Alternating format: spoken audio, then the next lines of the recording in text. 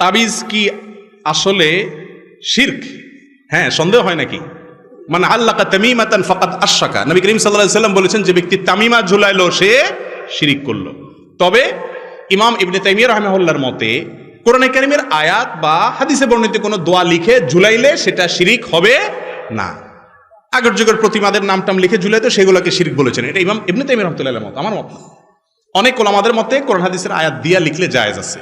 কিন্তু তাবিজের মধ্যে বেশিরভাগ তাবিজ যারা দেয় দেখবেন ফেরাউন, কারুন, নমরুদ, হামান, শয়তান এসব লেখে, ইয়া জিব্রাইল, ইয়া মিকাইল, এগুলো যে হারাম এ ব্যাপারে কোনো সন্দেহ নাই।